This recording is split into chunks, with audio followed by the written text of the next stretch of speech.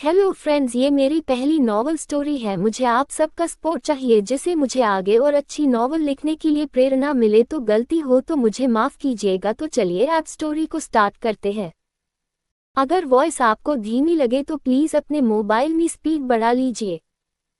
So let's start. शहर अभी ठीक से जागा भी नहीं था।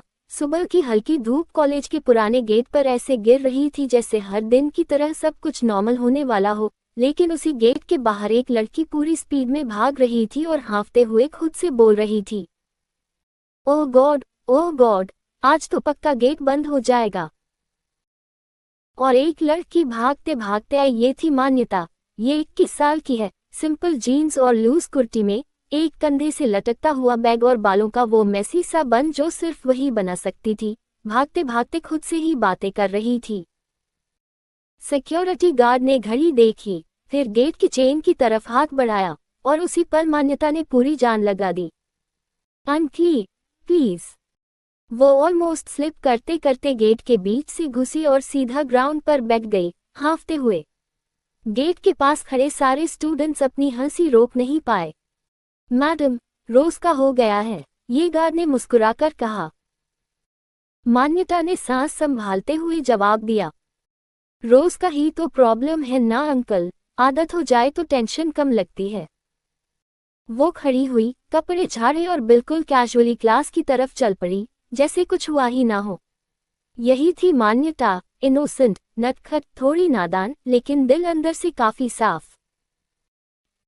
क्लासरूम में एंट्री हुई तो प्रोफेसर ऑलरेडी बोर्ड पर बिजनेस एथिक्स एंड मैनेजमेंट लिख रहे थे।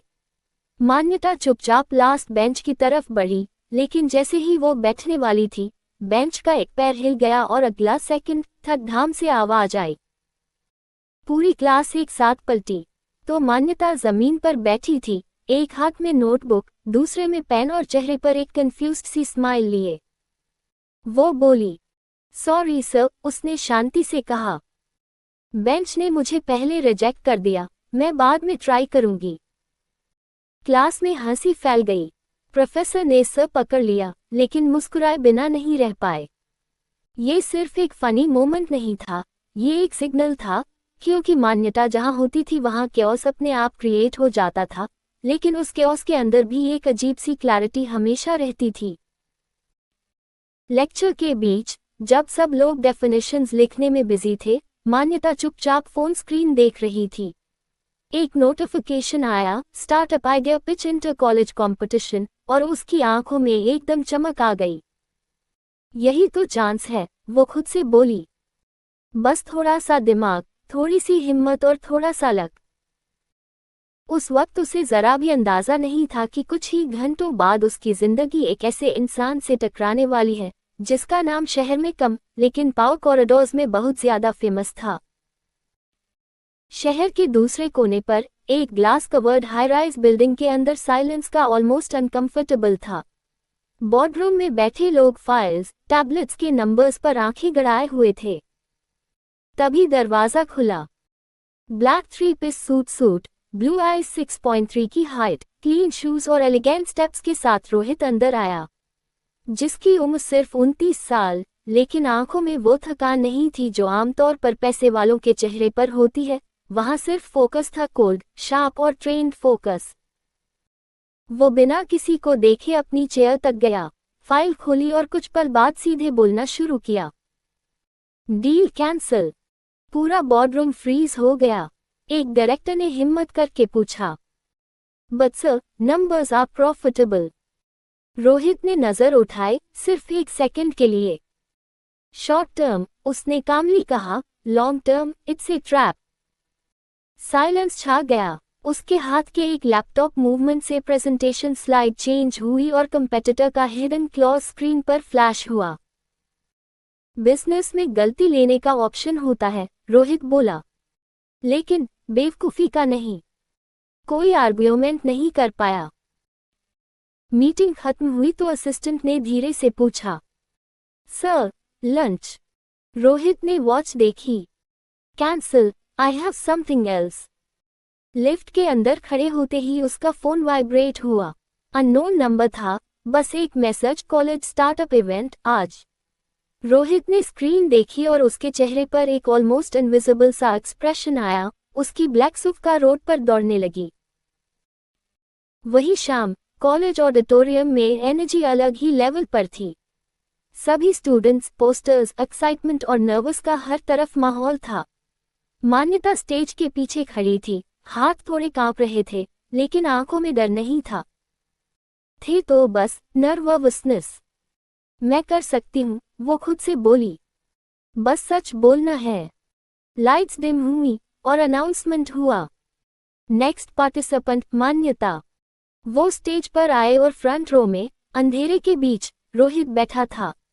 उसने मान्यता को देखा और एक पल के लिए देखा। उसका डिसिप्लिन दिमाग के साथ ब्लैंक सभी स्टूडेंट्स को एब्जॉर्ब कर रहा था कि किसमें कितना पोटेंशियल है। मान्यता को जरा भी अंदाजा नहीं था कि जिस ऑडियंस के सामने वो अपना पॉइंट ऑफ व्यू, अपना सपना स्पीच कर रही है, उसका विचार किसी को पसंद आ जाएगा। लाइट्स और ब्राइट हुई। मान्यता ने बोलना शुरू किया और यहीं से कहानी सिर्फ फनी नहीं, डेंजरसली इंटरेस्टिंग होने वाली थी। लाइट्स और ब्राइट हुई। मान्यता ने माइक को थोड़ा एडजस्ट किया, गला क्लियर किया और बिना किसी ड्रामेटिक पॉज के सीधा अपनी बातों को रखा। मैं कोई बिलियनर आइडिया लेके नहीं आई हूँ सर, लेकिन मैं एक प्रॉब्लम लेके आई हूँ। हॉल में हल्की सी मूवमेंट हुई। मान्यता ने कामली कंटिन्यू किया। प्रॉब्लम यह है कि मिडिल क्लास स्टूडेंट्स के पास आइडियाज होते हैं, एनर्जी होती है, लेकिन प्रोसेस इतना कॉम्प्लिकेटेड होता है कि आधे लोग फॉर्म भरते भरते ही गिव अप कर देते हैं। उसने स्क्रीन की तरफ पॉइंट किया, जहां एक सिंपल स्लाइड दिख रही थी, आइडिया टू एग्जीक्यूशन गैप। मैं चाहती हूं कि एक ऐसा प्लेटफॉर्म होना चाहिए जहां आइडिया सबमिट करना रिज्यूम भेजने जैसा बोरिंग न हो, बल्कि एक guided step by step journey हो। नो हैवी झंझट, no fake motivation.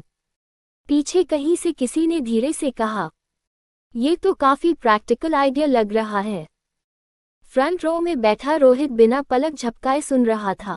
No expressions, know notes, सिर्फ फोकस। मान्यता को महसूस हुआ कि हॉल में सब उसे सुन रहे हैं, और वहीं से उसका कॉन्फिडेंस और भी बढ़ गया। इस प्लेटफॉर्म में मेंटर सिर्फ ज्ञान देने के लिए नहीं होंगे, उसने कहा। मेंटर की परफॉर्मेंस भी ट्रैक होगी। अगर मेंटर सिर्फ लेक्चर दे रहा है और रिजल्ट नहीं आ रहा, ही इज आउट। हॉल में हल्की सी ओह वाली आवाज गूंज गई। जजेस में से एक ने पूछा, You're basically saying accountability on both sides. मान्यता मुस्कुराए। Yes sir, बिजनेस एक साइड का एफर्ट नहीं होता। रोहित ने पहली बार पेन उठाया और कुछ वर्ड लिखा, इंटरेस्टिंग। उसकी स्पीच खत्म हुई। ऑडियंस ताली बजाने लगी। नहीं था, सभी ने अप्रिशिएट किया। मान्यता स्टेज से उतरते हुए रिलीफ की सांस ले रही थी। बस हो गया, अब जो होगा देखा जाएगा। बैकस्टेज में उसकी दोस्त ने उसके कान में कहा, टू ना डेंजरस है, ट्यून टू कमाल ही कर दिया है। मान्यता हंसी। डेंजरस नहीं यार, प्रैक्टिकल। मान्यता ने कहा। ऑडिटोरियम के बाहर रोहित खड़ा था। फोन पर एक शॉर्ट कॉल। कल के बोर्ड मीटिंग में एक एक्स्ट्रा स्लॉट ऐड करो, उसने कामली कहा। Topic youth led incubation models. Sir, presenter कौन होगा? असिस्टेंट ने पूछा। रोहित ने फोन पॉकेट में डाला। कल डिसाइड होगा। नेक्स्ट डे कॉलेज कैंटीन में मान्यता बैठी थी। टेबल पर चाय, समोसा और एक ओपन नोटबुक खुली थी, जिसमें रैंडम एरोज और ग्राफ आइडियाज बने हुए थे। वो किसी को वॉइस नोट भेज रही थी। देख, आइडिया सिंपल है, पर प्लान में डिसिप्लिन चाहिए। और डिसिप्लिन का मतलब? उसका सेंटेंस पूरा होने से पहले सामने वाली चेयर खिसकने की आवाज आई। एक हैवी, डोमिनेटिंग आवाज आई। डिसिप्लिन का मतलब रूल्स नहीं होते, डिसिप्लिन का मतलब कंसिस्टेंसी होता है। मान्यता ने ऊपर देखा। Black shirt, clean watch, straight posture. वो एक पल के लिए ब्लैंक हो गई। सॉरी, आप कौन? रोहित ने कामली कहा। कल ऑडिटोरियम में था। मान्यता ने थोड़ा याद किया, फिर कैजुअली बोली, अच्छा, ऑडियंस वाले। मान्यता ने कहा। रोहित के लिप्स के कॉर्नर पर ऑलमोस्ट ना देखने वाली सी स्माइल आई। ऑडियंस शायद आप बोलती नहीं, उसने कहा। ऑब्जर्व करती है। मान्यता ने चाय का सीप लिया। तो ऑब्जर्वेशन कंप्लीट हो गया या और भी कुछ? एक क्वेश्चन है, रोहित ने कहा। तुम्हारा मॉडल फेल हुआ तो? मान्यता ने बिना सोचे जवाब दिया। तो इम्प्रूव करूंगी या नया बनाऊंगी? नो इमोशनल अटैचमेंट, रोहित ने पूछा। अटैचमेंट इंसान से होता है, मान्यता बोली। आइडिया से नहीं। एक सेकंड के लिए साइलेंस हुआ। कैंटीन का शोर बैकग्राउंड में चला गया। रोहित उठते हुए सिर्फ इतना बोला, कल शाम 5 को बजे बिजनेस टावर रिसेप्शन पर नाम बोल देना। मान्यता कंफ्यूज्ड हुई और बोली, मैं क्यों? रोहित ने पीछे देखे बिना कहा, बिकॉज तुमने कल प्रॉब्लम देखी थी, सल्यूशन नहीं बताया था। वो चला गया। मान्यता थोड़ी देर तक वहीं बैठी रही, फिर खुद से बोली, ये आदमी इनविटेशन कम चैलेंज ज्यादा दे रहा है। और उसे ये भी नहीं पता था कि ये सिर्फ एक मीटिंग नहीं होने वाली थी। ये एक ऐसी अपॉर्चुनिटी स्पेस होने वाली थी जहां हंसी, न्यू आइडिया, टेंशन, डिसिप्लिन और डिसीजंस सब एक साथ टेस्ट होने वाले थे। अगले दिन बिजनेस टावर ऑफिस का रिसेप्शन वहां बिल्कुल एयरपोर्ट लाउंज जैसा लगता था। White marble floor, controlled silence और हर चीज अपनी एग्जैक्ट जगह पर, जैसे यहाँ रैंडमनेस की कोई जगह ही न हो। मान्यता ग्लास दूर के सामने खड़ी थी, कुर्ती की स्लीव्स हल्के से नीचे खींचते हुए खुद से बोली, ओके, ये बस एक मीटिंग ही तो है, कौन सा मैं इंटरव्यू देने जा रही हूँ? रिसेप्शनिस्ट ने नाम पूछा। मान्यता, उसने कॉन्फिडेंस के साथ कहा, फिर एक पल रुककर एक्ट किया, सर ने बुलाया है। रिसेप्शनिस्ट ने सिस्टम देखा और बिना एक्सप्रेशन बदले बोली, 29th फ्लोर, कॉन्फ्रेंस रूम सी। लिफ्ट में खुद को मिरर में देखते हुए मान्यता ने एक गहरी सांस ली और खुद से ही बोली, कॉर्पोरेट लोग इतने शांत क्यों होते हैं? कॉलेज में तो सब बोलते ही रहते हैं। लिफ्ट रुकी तो ग्लास वॉल्स के पार एक बड़ा सा लग्जरी हॉल और उसके पीछे ग्लास वाला मीटिंग रूम था। वहां लॉन्ग टेबल और आसपास चेयर्स और ग्लास टेबल जिस पर फाइल्स, टैबलेट्स, कॉफी कप्स और सीरियस चेहरों की पूरी तरह इमोशनलेस थी। दूर खुला और मान्यता अंदर गई। रोहित पहले से वहां था, विंडो के पास खड़ा, आर्म्स क्रॉस्ड, शहर को नीचे देखता हुआ। टाइम, उसने वॉच देखे बिना कहा, 4:59। मान्यता ने आंखें घुमाई। रोहित ने बस एक आईब्राव लिफ्ट की।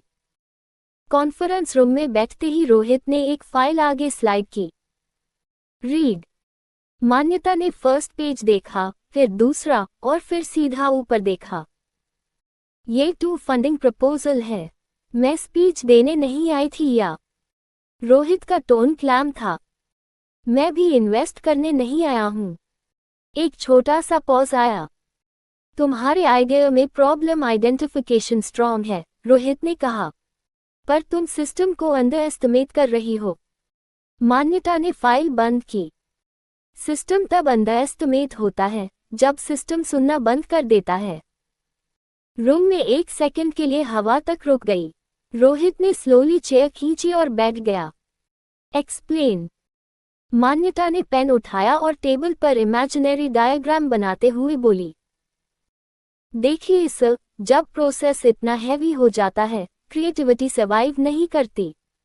डिसिप्लिन जरूरी है, पर रिजिडिटी नहीं।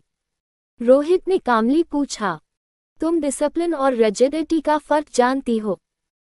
मान्यता ने बिना रुके जवाब दिया, डिसिप्लिन पर्पस के लिए होता है, रिजिडिटी ईगो के लिए। रोहित के चेहरे पर कोई रिएक्शन नहीं आया, लेकिन उसने पेन रख दिया। दरवाजा खुला और एक आदमी अंदर आया, अर्ली 30, फॉर्मल सूट में, लेकिन आंखों में साफ मिस्चिफ था। सर, मीटिंग स्टार्ट करें। रोहित ने बस इतना कहा।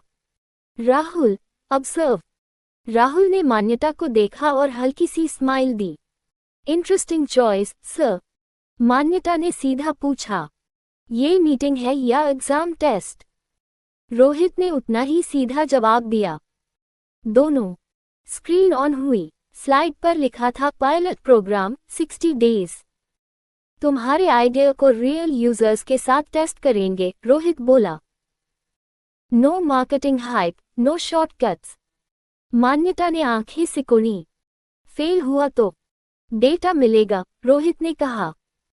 सक्सेस या फेलियर दोनों एक्सेप्टेबल हैं, एक्सक्यूजेस नहीं। मान्यता चेयर से थोड़ा आगे झुकी। डील तब होगी जब टीम मेरी होगी। राहुल ऑलमोस्ट छींकते छींकते कॉफी रख पाया। टीम। मान्यता ने रोहित की तरफ देखा।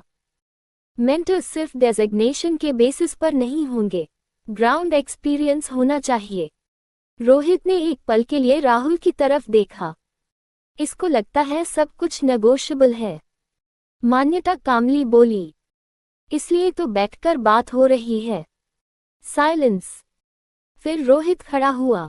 60 days, limited budget, full accountability. उसने हाथ आगे बढ़ाया। मान्यता ने हाथ मिलाया। डील, पर एक कंडीशन। रोहित ने पूछा। ए फ्लैट क्या? मान्यता मुस्कुराई। मैं कॉर्पोरेट लैंग्वेज सीखने आई हूँ, पर्सनालिटी चेंज करने नहीं। राहुल हंसी रोक नहीं पाया। रोहित ने बस इतना कहा। एक्सेप्टेड। मीटिंग खत्म हुई। लिफ्ट के बाहर राहुल ने कहा, वेलकम टू कंट्रोल्ड केओस। मान्यता ने जवाब दिया, मैं केओस हैंडल कर लेती हूँ, कंट्रोल सीखना बाकी है। लिफ्ट बंद हुई। रोहित कॉरिडोर में कुछ सेकंड्स तक वहीं खड़ा रहा। फिर उसने फोन निकाला और सिर्फ एक मैसेज टाइप किया। Pilot approved, no compromises. रात का शहर धीरे धीरे शांत हो रहा था। बिजनेस टावर की ऊंची इमारतों के बीच रोहित की ब्लैक एसयूवी बिना आवाज किए अंदर घुसी। पार्किंग में गाड़ी रुकते ही उसने इंजन बंद किया, लेकिन बाहर नहीं उतरा। कुछ सेकंड्स तक स्टीयरिंग पर हाथ रखे वहीं बैठा रहा, जैसे दिमाग किसी और जगह फाइट कर रहा हो। उसकी नज़र सामने लगे शीशे में अपने ही रिफ्लेक्शन पर पड़ी। वही स्ट्रेट पोस्चर, वही कंट्रोल्ड ब्रीदिंग, लेकिन आंखों में हल्की सी मूवमेंट थी, सोच की। उसने फोन निकाला। स्क्रीन पर एक नाम फ्लैश हुआ, कमांड लाइन। एक पल की हेजिटेशन, फिर उसने कॉल कट कर दी। अभी नहीं, उसने खुद से कहा। ऊपर कमरे में पहुंचते ही उसने जैकेट उतारी, पास चेयर पर रखी और कबर्ड खोला। उसी शाम रोहित अपने पैलेस में था। एक सिंपल रूम, जिसमें एन ईटली प्लेस्ड शूज और एक कॉर्नर में केयरफुली टंगा फोल्डेड यूनिफॉर्म। वो यूनिफॉर्म सिर्फ यूनिफॉर्म नहीं था, लेकिन वो बात उसने अभी किसी को नहीं बताई थी। उसे हाथ नहीं लगाया, बस दरवाजा बंद कर दिया। जैसे कुछ चीजें छूने से पहले इंसान को खुद तैयार होना पड़ता है। दूसरी तरफ हॉस्टल के छोटे से रूम में मान्यता बेड पर उल्टी लेटी हुई थी। मोबाइल हाथ में था, लेकिन स्क्रीन ब्लैंक थी। दिमाग में सिर्फ एक ही आवाज घूम रही थी। 60 days, limited budget, full accountability. वो सीधी बैठ गई। फुल अकाउंटेबिलिटी, उसने बुदबुदाते हुए कहा। मतलब अगर फेल हुआ, टू एक्सक्यूज का ऑप्शन है नहीं। उसने नोटबुक खोली। वही random arrows, circles, cut marks. इस बार उसने सब क्रॉस नहीं किया। धीरे धीरे लिखना शुरू किया। Problem, users, process, discipline, freedom. वो रुक गई। फ्रीडम के बिना क्रिएटिविटी नहीं होती, उसने खुद से कहा। और डिसिप्लिन के बिना बिजनेस। उसके चेहरे पर हल्की सी स्माइल आई। बैलेंस सीखना पड़ेगा, मान्यता। अगली सुबह पायलट प्रोग्राम ऑफिशियली स्टार्ट हो चुका था। कॉन्फ्रेंस रूम सी में व्हाइट बोर्ड पर सिर्फ 3 वर्ड्स लिखे थे। No sympathy, only data. Manyata अंदर आई तो राहुल ऑलरेडी वहां था, कॉफी हाथ में, यूजुअल मिस्चफ वाली आंखों के साथ। वेलकम टू सर्वाइवल मोड, उसने ग्रिन के साथ कहा। मान्यता ने चारों तरफ देखा। रोहित सर। राहुल ने कप रखा। Running late, but don't worry, उसने कैजुअल टोन में कहा। वो जब आता है, रूम का टेम्परेचर खुद चेंज हो जाता है। जैसे ही वो बोला, दरवाजा खुला। रोहित अंदर आया। No hurry, no noise. उसने बोर्ड देखा, फिर मान्यता की तरफ देखा। एक्सप्लेन, उसने बस इतना कहा। मान्यता ने बिना कोई इंट्रोडक्शन दिए बोलना शुरू किया। मैं यूजर्स से स्टार्ट करूंगी, नॉट फ्रॉम इन्वेस्टर्स। राहुल ने आईब्राउ उठाए। रोहित ने बस चेयर खींची और बैठ गया। गो ऑन, मान्यता ने मार्कर उठाया। पायलट के पहले 15 दिन सिर्फ ऑब्जर्वेशन होंगे, नो फीचर लॉन्च। राहुल ने हंसते हुए कहा। स्टार्टअप बिना फीचर? मान्यता ने तुरंत पलटकर जवाब दिया। हॉस्पिटल बिना डायग्नोसिस के सर्जरी नहीं करता। साइलेंस। रोहित ने पहली बार हल्का सा सिर हिलाया। नेक्स्ट 30 डेज, मान्यता बोली। Limited users, real problems, no motivation quotes. Rahul ने फिर कमेंट किया। तो इंस्पिरेशन कौन देगा? मान्यता ने सीधे रोहित की तरफ देखा। रिजल्ट। रूम में कोई नहीं बोला। रोहित उठा, बोर्ड के पास गया और खुद मार्कर लिया। उसने एक लाइन खींची। Emotion, decision, outcome. तुम, उसने मार्कर मान्यता की तरफ बढ़ाते हुए कहा। इमोशन हैंडल करोगी। राहुल की तरफ देखा। तुम एग्जीक्यूशन। और खुद की तरफ पॉइंट किया। मैं डिसीजन। मान्यता ने एक पल सोचा, फिर बोली। अगर डिसीजन गलत हुआ? रोहित ने बिना रुके जवाब दिया। तो एक्सेप्ट करेंगे, करेक्ट करेंगे, रिपीट नहीं। मान्यता ने हल्की सांस ली। फेयर। दिन बीतने लगे। यूजर्स आए, कंफ्यूजन आया। फर्स्ट वीक में ही 2 यूजर्स क्विट कर गए। राहुल परेशान था। सर, नेगेटिव सिग्नल है। रोहित ने स्क्रीन से नजर नहीं हटाई। डेटा बोल दो। मान्यता चुप थी, वो यूजर्स की बातें सुन रही थी, बीच में नहीं बोल रही थी। एक शाम वो कैंटीन में बैठी थी, वही चाय, वही नोटबुक। रोहित सामने आकर बैठा। तुम रिएक्ट नहीं करती, उसने कहा। मान्यता ने चाय घुमाई। रिएक्शन वेस्ट होता है। फिर रोहित ने पूछा। हर दिन, मान्यता ने ऑनेस्टली कहा। पर फिर से डिसीजन लेने का प्लान नहीं है। पहली बार रोहित की आंखों में कुछ सौफन दिखी। गुड। 60 डेज में से 18 दिन बीत चुके थे और सिस्टम ऑलरेडी अनकंफर्टेबल फील कर रहा था, क्योंकि मान्यता किसी सिस्टम को तोड़ नहीं रही थी, वो उसे धीरे धीरे सुनने पर मजबूर कर रही थी। और रोहित समझ रहा था, ये सिर्फ एक स्टार्टअप नहीं है, ये एक टेस्ट है, डिसिप्लिन का, ईगो का और ट्रस्ट का। और ये टेस्ट अभी शुरू हाई हुआ था। टेस्ट शुरू हुए अभी पूरे 3 हफ्ते भी नहीं हुए थे, लेकिन मान्यता को साफ महसूस होने लगा था कि ये सिर्फ एक बिजनेस एक्सपेरिमेंट नहीं रहा। यहाँ हर दिन कोई न कोई नई परत खुल रही थी, कभी सिस्टम की, कभी लोगों की और कभी खुद की। कॉन्फ्रेंस रूम में उस दिन माहौल थोड़ा बदला हुआ था। व्हाइट बोर्ड पर नंबर्स थे, लेकिन हवा में सवाल तैर रहे थे। राहुल बार बार टैबलेट स्क्रॉल कर रहा था। यूजर्स ग्रो कर रहे हैं, उसने कहा, पर एक पैटर्न रिपीट हो रहा है। मान्यता ने बिना ऊपर देखे पूछा। कौन सा? जो लोग क्विट करते हैं, राहुल बोला। वो आइडिया की वजह से नहीं जाते, वो खुद पे डाउट करने लगते हैं। मान्यता ने पेन रोक दी। मतलब प्रॉब्लम प्रोडक्ट में नहीं, उसने धीरे से कहा, लोगों के कॉन्फिडेंस में है। उस पर रोहित ने पहली बार सीधे मान्यता को देखा। बिजनेस कॉन्फिडेंस बेकता नहीं, उसने कहा, बिजनेस रिजल्ट बेकता है। मान्यता ने नजरें मिलाई।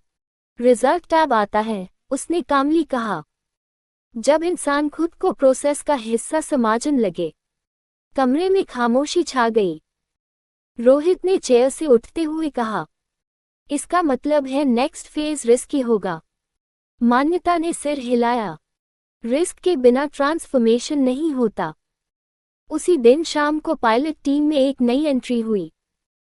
दरवाजा खुला और एक लड़की अंदर आई, शार्प आइज, सिंपल कुर्ता, हाथ में लैपटॉप। हाय, उसने कॉन्फिडेंटली कहा। I am Aditi, user behaviour analyst. Rahul ने कान में फुसफुसाया। आर्मी बैकग्राउंड वाली है, रोहित सर की रिकमेंडेशन। मान्यता ने अदिति को देखा। पहली नजर में ही समझ गई ये साइड कैरेक्टर नहीं है। अदिति ने सीधे बोल दिया, मैं सिंपैथी और मोटिवेशन पे काम नहीं करती, मैं पैटर्न्स तोड़ती हूँ। मान्यता हल्की सी मुस्कुराई। परफेक्ट। यहीं से ट्रायंगल नहीं, स्क्वायर डायनामिक्स बननी शुरू हुई। मान्यता की एम्पैथी, अदिति का एनालिसिस, राहुल का एग्जीक्यूशन और रोहित का डिसीजन मेकिंग। लेकिन हर सिस्टम को चैलेंज पसंद नहीं आता। चौथे हफ्ते बोर्ड से एक ऑफिशियल मेल आया, pilot program under review. Rahul घबरा गया। सर, अगर पायलट बैंड हुआ तो? रोहित ने मेल बंद किया। तो बैंड होगा। मान्यता चौंक गई। इतनी आसानी से? रोहित ने उसकी तरफ देखा। जो चीज प्रेशर में सर्वाइव नहीं करती, वो स्केल के लायक नहीं होती। उस रात मान्यता देर तक ऑफिस में रुकी। लैपटॉप बंद था, नोटबुक खुली थी। रोहित विंडो के पास खड़ा था। तुम घर नहीं जाती? उसने पूछा। मान्यता ने बिना देखे कहा, जाती हूँ जब लगता है काम खत्म हो गया। तुम्हें लगता है ये काम है? रोहित ने पूछा। मान्यता ने पहली बार उसकी तरफ देखा। लगता है ये जिम्मेदारी है। एक पल के लिए रोहित कुछ नहीं बोला। फिर बोला, जिम्मेदारी लॉक तोड़ देते हैं जब प्रेशर पर्सनल हो जाता है। मान्यता ने धीरे से कहा, तो शायद प्रेशर पर्सनल होने देना हाई पड़ेगा। रोहित की आंखों में एक हल्की सी हलचल आई। ये पहली बार था जब किसी ने उसकी सोच को कन्फ्रंट नहीं किया, बल्कि मिरर दिखाया। उसी रात एक ट्विस्ट आया। अदिति ने डेटा में कुछ डिस्कवर किया। यूजर्स के आइडियाज कॉपी हो रहे हैं, उसने कहा। External leakage. राहुल ने लैपटॉप स्लैम कर दिया। इम्पॉसिबल। मान्यता ने कामली पूछा। सोर्स? अदिति ने स्क्रीन घुमा दी। Internal access. रूम में ठंड सी पैक गई। रोहित ने सिर्फ एक सवाल पूछा, कौन? अदिति ने नाम नहीं लिया, बस एक लाइन बोली, जिस पर सबसे कम शक होता है। सबकी नजर राहुल पर चली गई। राहुल स्टिफ हो गया। Are you serious? मान्यता ने तुरंत बोला। रुको। उसने राहुल की तरफ देखा। तुम गलत हो या नहीं, ये बाद में पता चलेगा, पर अभी डिसीजन लेने से ज्यादा जरूरी है सिस्टम को सेव करना।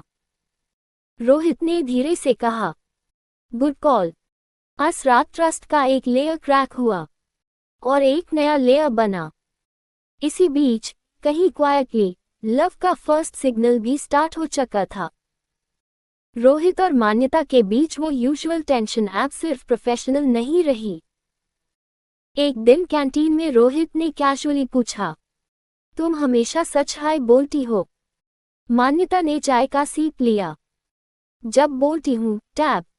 डर नहीं लगता? रोहित ने पूछा। लगता है, मान्यता बोली, इसलिए चुप नहीं रहती। रोहित ने हल्का सा स्माइल किया। बहुत हल्का, पर रियल।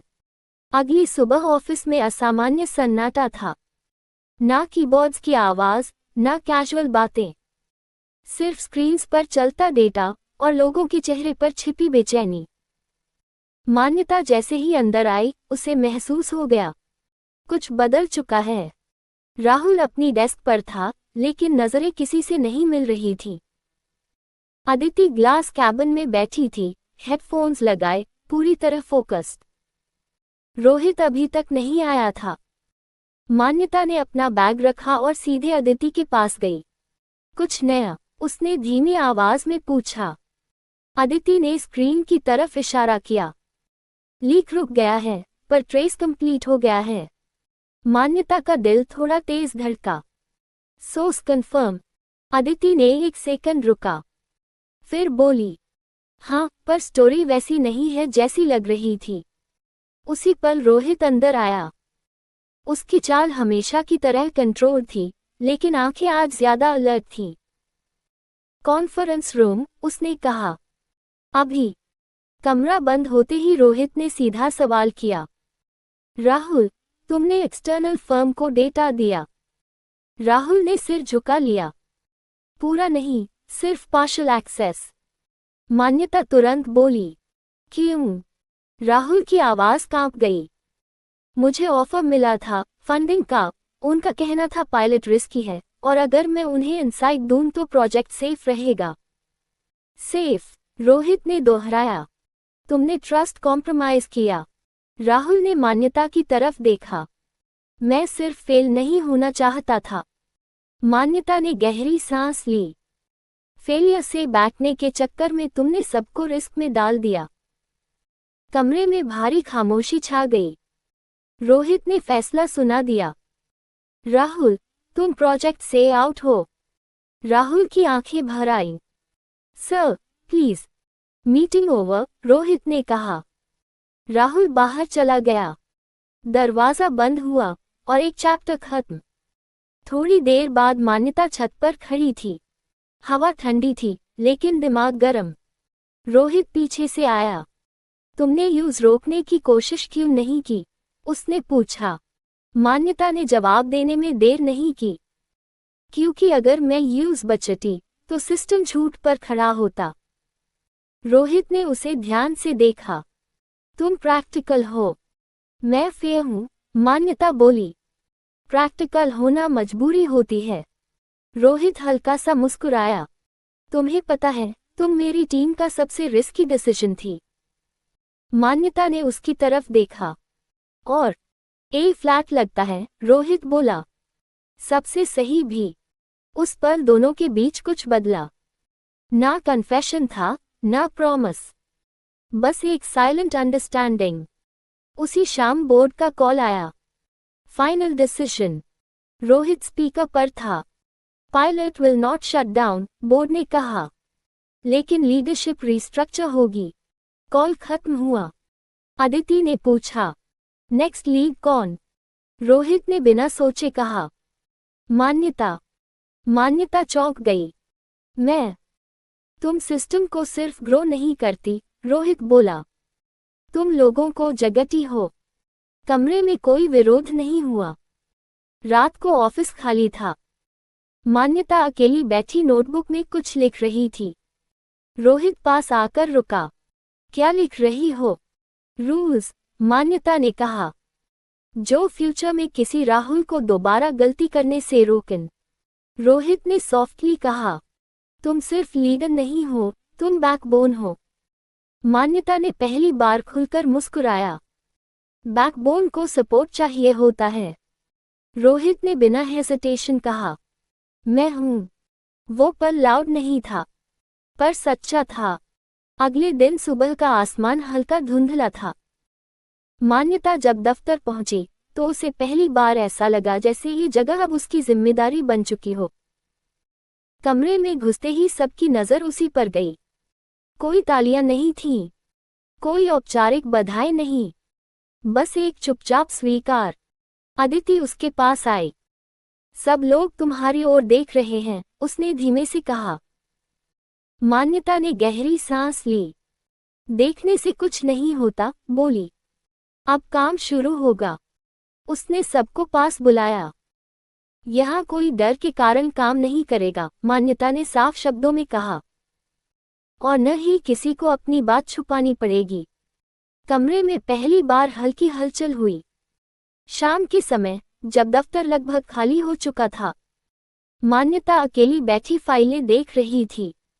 दरवाजे पर आहट हुई। रोहित था। आज पहली बार थकी हुई लग रही हो, उसने कहा। मान्यता ने कागज बंद किए। थकान काम से नहीं है, उसने उत्तर दिया। जिम्मेदारी से है। रोहित कुछ पल चुप रहा, फिर बोला, जिम्मेदारी हमेशा अकेली नहीं उठानी पड़ती। मान्यता ने उसकी ओर देखा। पर भरोसा बहुत सोच समझकर करना पड़ता है। रोहित ने सिर हिलाया। और भरोसा धीरे धीरे बनता है। उस पल कोई और बात नहीं हुई, लेकिन दोनों समझ गए, ये रिश्ता अब सिर्फ काम तक सीमित नहीं रहा। उसी रात एक और मोड़ आया। अदिति ने मान्यता को संदेश भेजा। पुराने दस्तावेज मिले हैं। कुछ फैसले ऐसे हैं जो जानना जरूरी है। मान्यता को पहली बार लगा जो सामने दिख रहा है उससे कहीं ज्यादा कुछ छुपा हुआ है, और उसी छुपी परत में रोहित का अतीत भी शामिल था। रात काफी आगे बढ़ चुकी थी। मान्यता कमरे की खिड़की के पास खड़ी थी। बाहर सड़क की लाइटें जल रही थीं, लेकिन उसके मन में एक अजीब सी बेचैनी थी। अदिति का भेजा हुआ संदेश बार बार दिमाग में घूम रहा था। पुराने दस्तावेज, कुछ फैसले, रोहित का अतीत। सुबह होते ही मान्यता सीधे दफ्तर पहुंची। उसने किसी से कुछ नहीं पूछा, सीधे रिकॉर्ड रूम की ओर बढ़ गई। पुरानी फाइलों की गंध, धूल से ढके कागज और तारीखों के नीचे दबे सच। मान्यता हर पन्ना ध्यान से पढ़ती रही। तभी एक आवाज आए, इतनी सुबह। मान्यता पलटी। यह अर्जुन था, रोहित का पुराना दोस्त। उसकी आंखों में शरारत कम, समझ ज्यादा थी। कुछ ढूंढ रही हो? अर्जुन ने पूछा। मान्यता ने बिना झिझक कहा, सच। अर्जुन मुस्कुराया नहीं, बस बोला, तो फिर ये फाइलें सही जगह हैं। यहीं से कहानी ने पहली करवट ली। उसी दिन दोपहर में मीटिंग रखी गई। कमरे में अब नए चेहरे थे। कबीर, जो आंकड़ों में खेलता था, और नीलम, जो हर फैसले के पीछे का असर देखती थी। कोई भी यूं ही नहीं आया था। हर किसी की जरूरत कहानी खुद तय कर रही थी। मान्यता ने पहली बार सबके सामने खुलकर बात रखी। ये जगह सिर्फ कमाने के लिए नहीं है, उसने कहा।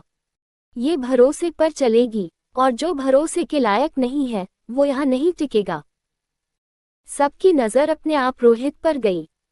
रोहित शांत बैठा था। उसके चेहरे पर न घबराहट थी, न गुस्सा, बस एक ठहराव। मीटिंग के बाद मान्यता बाहर निकल आई। रोहित उसके पीछे आया। अगर कुछ जानना है, उसने कहा, तो सीधे मुझसे पूछो। मान्यता रुकी। क्या तुम्हारा अतीत उतना साफ है जितना तुम दिखाते हो? रोहित ने उसकी आंखों में देखा। साफ नहीं, उसने स्वीकार किया, लेकिन झूठा भी नहीं। उस पल मान्यता को पहली बार एहसास हुआ, ये आदमी बातें कम, वक्त ज्यादा लेता है, और शायद यही उसकी सबसे बड़ी ताकत है। दिन बीतने लगे। काम के साथ साथ बातचीत बढ़ने लगी। छोटी छोटी बहसें, नजरें चुराकर मुस्कुराना, और कभी कभी बिना वजह चुप रह जाना।